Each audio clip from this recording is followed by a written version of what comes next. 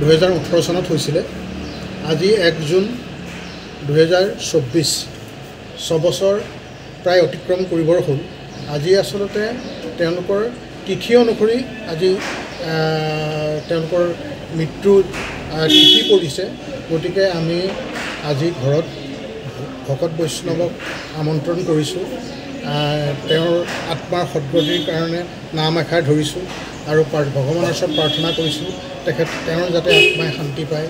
আৰু আমিও পিতৃ মাতৃয়ে সেই তেওঁৰ আত্মাৰ সদ্গতিৰ কাৰণে মোৰ একমাত্ৰ সন্তান আছিল।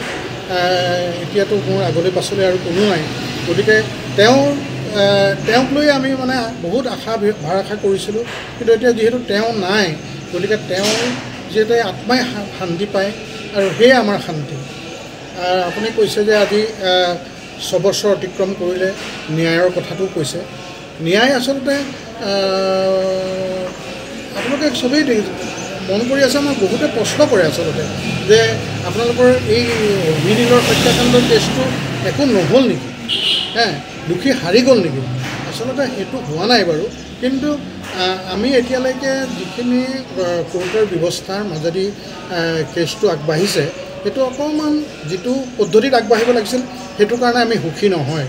আচলতে এতিয়ালৈকে মাত্ৰ এই আমাৰ যিবিলাক সাক্ষী আছিলে সেই সাক্ষীবিলাকৰ সাক্ষ্যদান প্ৰক্ৰিয়াহে শেষ হৈছে। বাকী যিখিনি যাৱতীয় কাম কাজ আজি প্ৰায় 4-5 মাহ ধৰি এইটো বন্ধ হৈ আছে। এজন নতুন জাজ আহিল, বিচাৰক আহিল, তেওঁৰ সময়ত বৰ বিশেষ আগবঢ়া আমি দেখা নাই। ভিতৰৰ কাৰণটো নাজানো, আমি কাকো দোষাৰোপ কৰিবলৈ যোৱা নাই, কিন্তু আমি এটা কথা সাধাৰণভাৱে আমি সকলোৱে এটা কথা বুজি পাওঁ যে এই অভিনীল হত্যাকাণ্ডটো গোটেই পৃথিৱী জোকাৰি গৈছিলে।